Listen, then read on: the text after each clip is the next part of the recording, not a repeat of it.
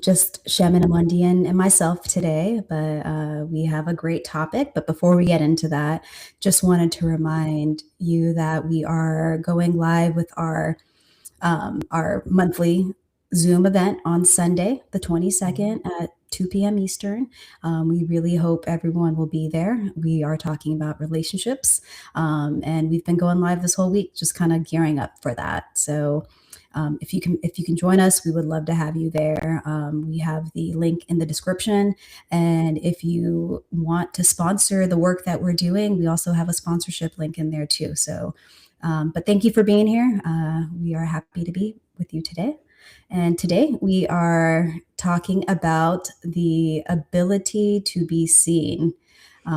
Be seen in your relationships, any type of relationships, be seen if you are seeking something new. How is your energy? What is your energy projecting when you're trying to draw something in? Are you matching that same resonance with your energy? All right, I will open it up. Okay, so hi everyone. Hi to everyone in the chat as well. Welcome. Being seen is played a huge part in some of the energy work that I did on myself. Like that, it was a big part of my inner work story, and the fear of being seen was something that I truly experienced. Like I truly decided, yep, this is something I want to go through. So this will be my struggle. So I made a little struggle bag for it and was like, I'm not being seen. But a big part of that is because I noticed through having compassion, I noticed like there was a big part of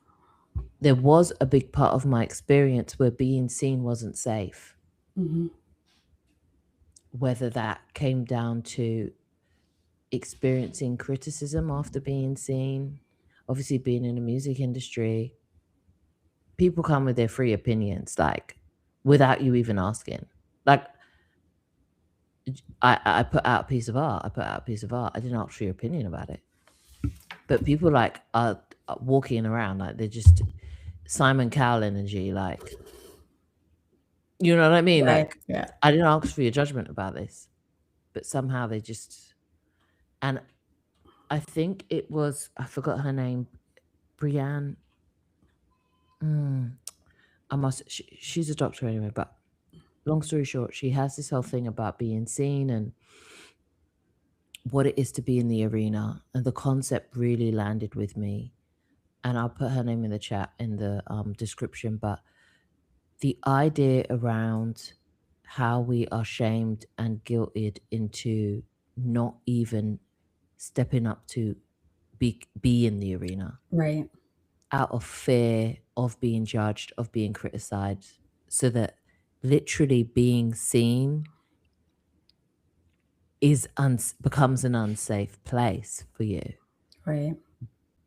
So now we've extrapolated that to the point where it's like it's not safe to be seen as I am, whether it is because of your sexuality, because of your choice of occupation, and it could go 1,000, and then we could start putting 1,000 layers as to reasons why we cannot be seen, because people will have 1,000 reasons why they feel that they can criticize you. And if you Right. don't feel like being criticized or rejected or shamed, you will be like, it's safer for me to not be seen. So you put this field of energy up where for you, it's your protection now. Right. And it becomes more, you tell yourself, it's more important to protect what you believe to be your peace. And to some extent, you are right. But then to another extent, is it you live with the torment, which is not peace, of not turning up authentically. And then you're wondering, why am I alone? Why am I not bringing in the relationships that I seek? Yeah. I think And it's that's the lonely place. The lonely place, yeah. I think simply because you're not available. Part of it as well. Yes, there's the desire to feel safe and but although it implies that if you need to feel safe, it's because you're not safe. So you practically can't have one without the other. So you do have to ask your questions that if I want to be safe, then I've got to assume I am, by definition. However, the issue I find as often is not being emotionally available for yourself. That's where it comes from, because you you don't want to be seen. You literally saying, I want to fade away. I don't, I've just need for people not to notice me.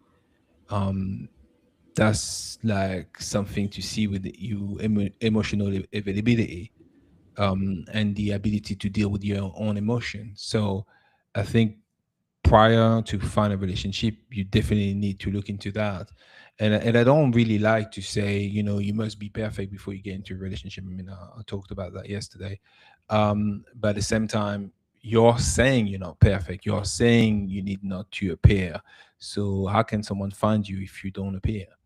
So yeah, to be Yeah. practical about it is really important point you guys are making about this idea of safety, and these are the idea that you have to relinquish. The world is just not safe because of the need to feel safe. So one don't goes without the other. Take a simple fact: light and dark, the contrast is needed. So the more you play into the contrast, the more you experience that contrast. So, what do you think about then turning up as your authentic self and experiencing that by being faced with criticism, people shaming you, people berating you, and a whole other host of things that are real life experiences for people? Stop fucking with the same people. I mean, I can tell you that firsthand. If I just tell you how my life went, most of the people, do you know what it is? Most of the people want to tell them, they're like, "Why are you still talking to them?" That's how they used to respond to it. And at some point, I used to take offense, but then I realized, yeah, why am I still talking to these people? So there's a threshold here, and you got to find where the threshold's at, and it's what we do in this event to help you decipher these type of things. I'd say what's difficult is when it's easy I always used to take it like this: easy for you to say you don't have this issue. What about when these people that you're supposed to just stop having them in your life are your immediate family, are the people you grew up with, are your so-called loved ones, are those, you know what I mean? Well, well, I'm gonna answer that. Number one, number one rule, and it's come to manifestation, and I had to get with it very quickly because trust me, it wasn't working for me. Um, um, Never assume that someone else is better off than you, even if on the surface you look that way. Because one, that's mean you putting yourself literally under that person. They're better off in it. So it is what it is. You're worse off then. So that's become your reality. But on top of that, it's because most of the time people display a great act in front of you, but kid you not, the same way you don't want to be seen, they've got the same problem. A lot of people, they just go and hide who they are, so you never find out. And the way they express themselves often come across as superiority complex, so that they can, if you below them, then it makes them feel better. So you got to be aware of what game you play there. So I'm saying that to you because I've experienced that myself. Um, What but then about when you were dating? Like, how was that for you? when I was dating, in terms of Yeah, what was that one? showing up and being like, I pretty much did it. this is who I am and this is what I'm looking for. Because I always used to be met with, whoa, whoa, whoa, slow down. You're going too fast. Like, why are we having this conversation? I, It's day one, easy. And I'll just be like, I'm having this conversation because these are the things that are important to me. be like, yeah, but I'm not even ready to get married. Why are you talking about marriage? Like, you're too clingy, you're too this, you're Mm. too that. Like, Well, a lot of these things are like, okay, that is not a day one conversation. So next time you go on a date, this is how it's done. And then you end up pulling up all of these rule books as to what you do and what's acceptable and what's not acceptable to do. And then it all kind of comes back to, okay, I'm 10 days in, I'm 10 dates in, and they don't really know me like that. well, I can tell you, I tried both, and I knew really quickly what worked for me. So the one I tried, it was surrounding my ethnicity. So I was lying about being biracial because I went through a time where I experienced racism on both parts. So it was being obviously I couldn't stop being black or appear black, so I experienced racism as a result anyway, because I was in part of France that was countryside, and I was the only one there. So by definition, that happened. um and then the other one was like a black community, as like if they found out, and I'm talking just for France, I'm not talking for other countries, but if they found out that one of your parents is white, then all of a sudden, are strong, you weak, and it makes you also of, you know, um, superiority complex that's built around that. So I decided, you know what, I was just gonna be full born black. Plus, at the time, I was dating black women, so in my mind, it was like it's better off that way. So then I can appear, I've being strong. Although I was always strong physically, anyways. Like I was always one of these kids who was strong. Period. So taller than the average or whatever. So, but I felt the need to do that. Never liked it. Didn't sit right with me. And then when I got serious about myself, I was like, well, that's who I am, and this is how it's gonna be, because ultimately someone's got to see me for who I am. And I just did that specifically because when I look back also my family members and who they are and how they Mm. operate anyway on both sides, black or white, it's the same shit. It's just more the same. So I'm trying to emulate a version of myself self that's based off of conflict and then hatred. So you got to be willing to look things for what they are. You have to, peel it off. So for me, that's that. And then at least what was can happen? I meet someone that see me for who I am, and then they understand me. Well, that sounds quite great because the latter is rubbish. It's just about being willing to face it. That's what I'm trying to say. But that's also you willing to show up as who you actually are, right? To let that person meet you. And we going back to being authentic, everything we experience, well, not everything, but a lot of things we experience in life is condition you not to be authentic, not to show up. So like, Yeah. how do you make that switch? And you're like, you know what, just fuck it. Whatever happens, I'm just gonna be who I am. And like for me, it took a lot of therapy to get there. And it's still something that I have to be very mindful about. But you're right. If you aren't showing up as your authentic self, how are you going to find that person that actually wants to be with that version of you or your actual version of you? You know, it's 100% that. And one little details I would say about that is the fact that one crucial question was, okay, why am I doing this? Okay, who are the people that at the time, yeah, pushing me, although I was willingly doing it myself, but pushing me to react that way?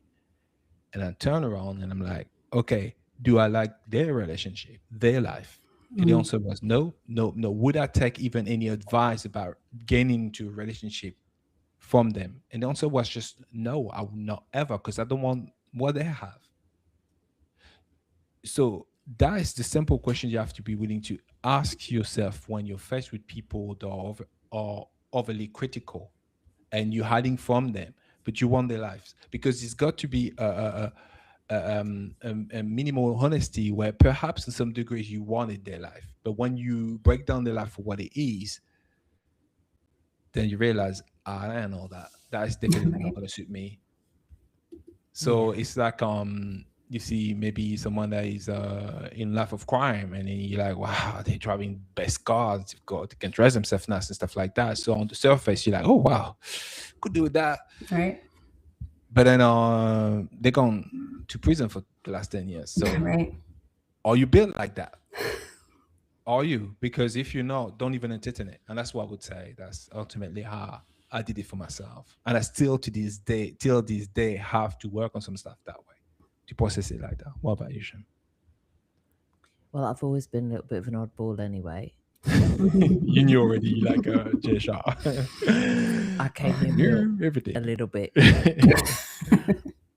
Okay. I call it spiky. Okay. Why not eclectic? There you go. Whatever. What? Yeah. Eclectic. Go against the grain. Just go against the grain. grain. Yeah. Okay. Against the grain. Yeah. Right. So there's that. And I found it hard to fake it. Mhm. I wasn't good at faking it. Shem would always show up anyway. I love that. So man. it was something I was never good at. Had I been able to finesse that, I don't know where I'd be today. Maybe it's a good thing that I was never able to finesse it. I just realized that I was like, to me, it was a logical thing to do to be able to cut the wheat from the chaff. So let's get this out the way. If what I'm asking for in general conversation rocks you to your core, you're not the one for me. If you can't take a simple conversation about a dream I had last night that so happens to pan out in reality, you're not the one for me. Like, I see things, I know things before they happen. I had a host of things. It's like I wanted to get married. I wanted to have children. I didn't want to have a traditional wedding. I did not feel like, there was a host of things that was like what other people saw as deal breakers. And I just felt like I had to say it from day one so that I could get it out the way. I was like, you're cute, but your beliefs and my beliefs aren't long term. These are your options. That's it. These are the options. It's not husband's off the table. We could date for a little bit. I will be leaving at some point because this, and this isn't aligned. But then it was that more conversation with me. But that's so liberating, right? If you can just come out like that from the beginning and just be in your own energy, then you don't need to tear away whatever personas you're building, right? The thing is, it was that in my dating life, but it wasn't that in my work life. It wasn't that in a lot of my family life. I felt like there were still parts of myself I had to hide because those were the parts of my life where I went under so much scrutiny. Right. And those were the relationships that I put more importance on. As far as like if like an immediate family member was to criticize like something they knew about me, that would hit more home to me than some guy I met. So I was just like, there was more at stake as far as my ego back then was concerned. But then I realized I'm not my ego. Like I'm not my identity, not even my ego. I am my ego, but the ego that I decided I'd attach myself to, the identity that I thought that Shem had to be to show up, to actually function at these family events or function at work or appear to be, because you're taught, put a tie on, look yourself presentable, or we're going to church, you can't dress like that. So you knew that dressing up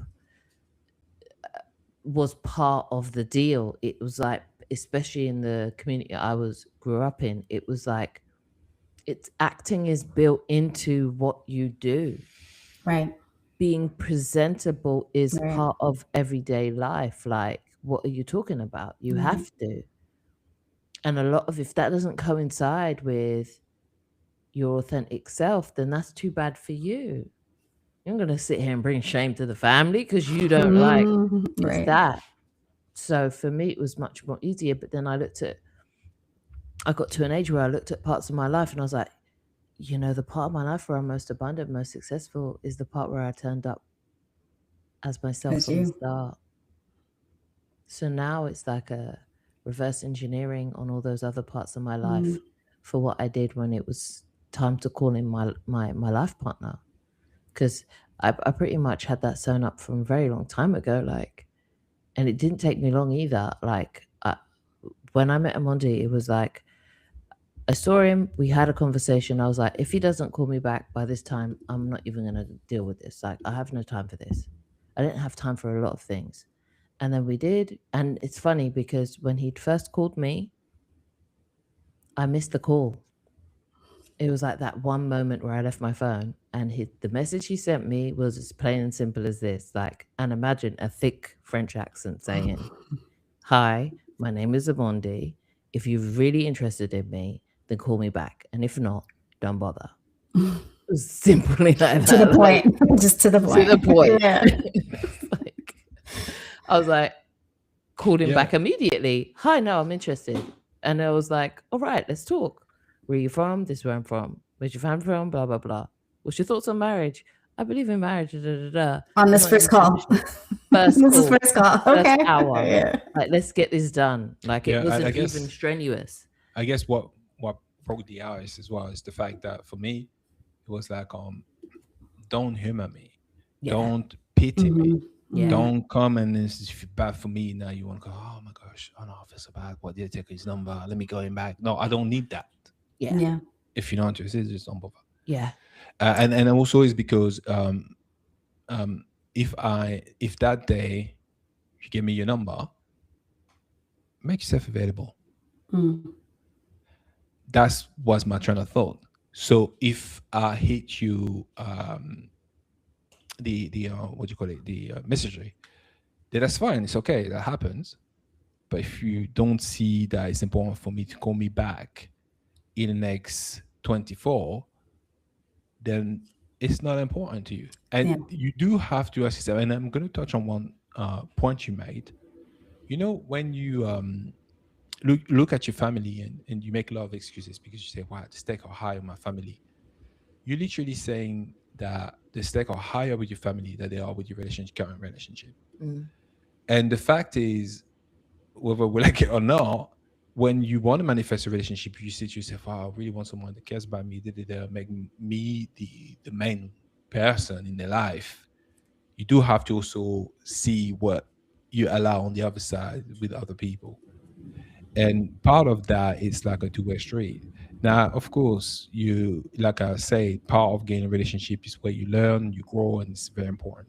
So it doesn't mean it's got to be the end of the relationship. It's definitely sometimes turning points in this relationship, specifically when you want to manifest the relationship you want.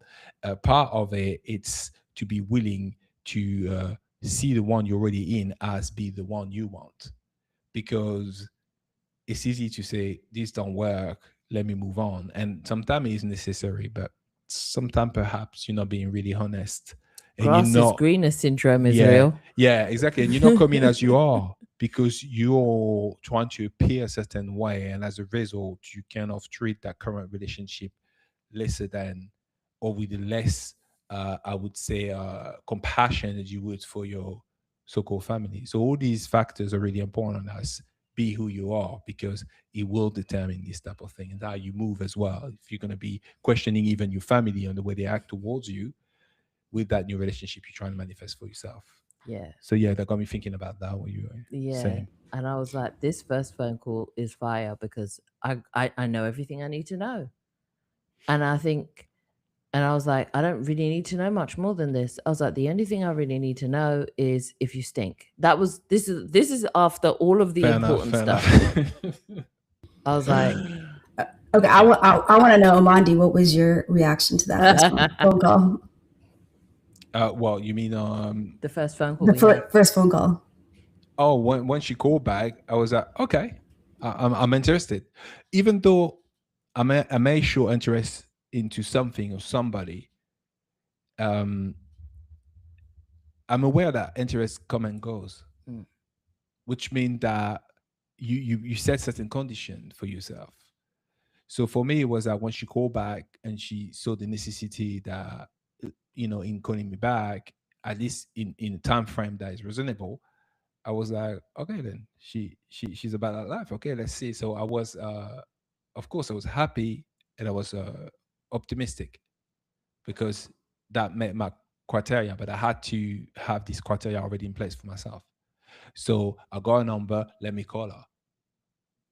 It worked. It's a two-way street. Yeah. Yeah. I So, felt that. so, so the question she was asking, that how did that make you feel? Was it like, oh, this is a breath of fresh air, or was it like, all right, this is a lot for a first conversation? Oh no, for Just me it was important. It's really important. Like mm, it's what I was looking for. But then again, I wasn't trying to sell myself differently, but to that. So it was in alignment, because if you see, sometimes it's a simple process. It's like um, not because some people get in a relationship and they don't want to tell the person they like them first. Didn't have that. Yeah. She knew straight from the start. I didn't play this game. So that's the logical unfolding to that situation if you're on the same page. It was very technical. It wasn't this Very big romantic thing. Octogen. It was like, and plus, imagine this thick French accent, which I confused as Jamaican, though I'm Jamaican. And yes, I admit it was not Jamaican looking back, but he did drop a lot of his H's and add them in unnecessary places. However, he quickly told me, "No, I'm French," and I was like, "Oh, French, okay, cool. I know a little bit. I got a C. I got a C in French. Like I was like that." But yeah, it was a very technical conversation. It was like, all right, so do you see yourself having kids? If so, by what age? All right, so, and I I look back and I think about all the conversations I had previously to that, and if for me asking you that question in the first half hour of knowing you or being interested in you is jarring to you, you're not the one for me, because I'm asking you this in respects to where your beliefs are held, not in relation to me. Yeah, right, that's the thing as Like how well. yeah, how vain are you? right, What? Yeah. yeah, I'm asking about your beliefs, not about if you want them with me. I'm asking like where you're at, like by yourself. So if, like, if you don't know the answer to that, then are you telling me you don't know yourself? And if so, I've got to go, right, because you right, don't even know the first thing about getting to know anyone if you don't know how to get to know yourself. Like that's how I felt. So I was just like, how do you feel about kids? How many kids would you like? How do you feel about marriage? Are you are you religious? If so, how religious are you? If so, what do you believe in? Do you believe in a god? Do you believe that what's your idea around morality? What's your idea of good and bad? Have you stolen something? If so, why? Have you killed anyone? If so, why? Like it was a real conversation. right, It right, was like The Walking Dead. It Yeah, was like, yeah, pretty much. you had the criteria, like, Yeah, it and was. if so, how many walkers? Like, right, Yeah, do you know what it is this? Yeah, it's perhaps, yeah, maybe that's not the norm. I don't pretend to know who everybody. cares? That's It what I was gonna worked. say. it But worked. who cares? Yeah. But in the way, I'm only going to give my interpretation, and it's the whole point of this event is we are going to give you our interpretation. You can ask us questions for probably what's over an hour. It's usually an hour, but we are willing to go a little bit over. Um, so for me, it's this. I'm going to compare it to these games where they say, "Oh, there's $10 million on the line. There's 100 players." My perception is yes. Uh, I like to stay in my integrity, which means I'm not going to do promises I'm not going to hold. However, there's there is only going to be one winner. So sometimes these games are designed with the fluff around it and stuff like that. But what at some point, what's the goal? You have to ask yourself what I'm trying to manifest there. If it's marriage, then the question of marriage is only normal. If it's partnership, that a question about partnership and how you feel about partnership is only normal, because you do have to align with the end goal here, or at least what you're trying to manifest. And a part of that, how I saw it at the time, it was that simple. That simple. It was like, okay, what's the end goal? What do I want? So yeah, of course, let's get to the point. Yeah. I'm not willing to waste time about a situation that's not even going to lead to where I want to go. So it's about not being confused about the thing you truly desire or truly want. Yeah. Don't put energy into anything that you don't want to expand upon. Yeah. And I Yeah. didn't want to expand upon fuckboy energy. So I just didn't give any energy to it. So was it. It was no attention. I'm not going to ask you about stuff that I'm not interested in, and don't ask me about stuff I'm not interested in, or that's not going to come up. And that's that. It was like, okay, cool. And you know what? Even to add to what you just said, yeah, you may not want to be on the fuckboy energy or whatever that is, but the truth is essentially, why would you base the manifestation off of a contradiction? Right. Yeah. It doesn't Yeah. make any sense. Like, you don't even want it. Why do you care about it? Right. You do have to ask yourself this question, and you perhaps may find out it's because a set of belief you hold, not Mhm. you and somebody else. And that's what we're saying about not hiding who you are for other people, because these people will literally run programs for you, Yeah. Right. and you don't need that. Right. You need Yeah. clarity, and part of Right. this manifesting is clarity. Remember, we talked in the previous event about signal. How clear is your signal? Mhm. You're right. How strong, dominant that signal is, that frequency is, that you're going to emit, that's going to result in you manifesting what you desire. All right. So yeah. Yeah. I'm just gonna highlight the chat right now because it's been going off this whole time. But Jay Jay did ask, is the topic about relationships in general? And we might need to bring Jay on because he's talking about relationships are actually easy in fast discussion. So we might have a relationship expert on our hands here. So, Exactly. yeah. Yeah. I want But to hear he's what so Jay has to say. authentic. Yeah. He's so authentic, like, Yeah. and that's the thing, and Deanna as well. Like, Right. I think Deanna, Jay, like me, that's where we kind of like connect. When you come in built a certain way, it's very hard to hide. It's very hard to not turn up authentically. Mm-hmm. It's like viscerally uncomfortable to the point where you can't fake it. So you kind of just have no other option but to just be it. Yeah. Right. And it can be, and for the most parts now, I've realized it's helpful. And where there was any resistance in other relationships in my life, it's been because I didn't feel like I can turn up as myself, or I Right. didn't feel like that was required of me. But I've realized it's required in all of areas of your life for you to be happy, for you to be joyful, for you to be fulfilled, and for you to be sovereign. Yeah. So I will say this. I will say to answer your question, Jay. Um, the topic is going to be the broader topic is manifestation. However, we specifically speak about relationships, not just in a romantic way, but that's part of it. Simply because part of manifesting, you have to share you feel with others, and sometimes these other souls going to help you manifest, and you probably know that. So or they're going to be they'll you have a soul contract with them in order to achieve certain things, or things coming into your life and stuff like that.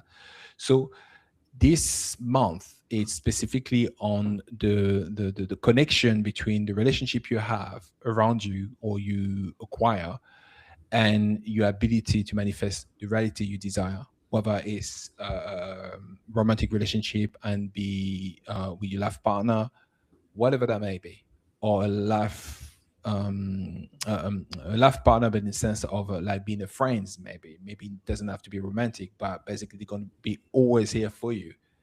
But how do you get to that point? And this is the connection we trying to highlight and briefly during this live, but we'll go deeper when it comes down to these events in Yeah. details. Yeah. All right, so we're right about time to hop off. So we will be live again tomorrow and Saturday around the same time. And we hope to see everyone there on Sunday. It's going to be a great conversation and much deeper than we've been able to do in these lives, since we'll have the time and the platform that allows us to speak freely. So, all right. Cool. Well, with that, we'll call it a day. And Thank thanks you. for everyone who's here. Thank It's you been all. it's been a great chat. So Okay. Thank All you. Great right. day. Ciao. See ya. Bye.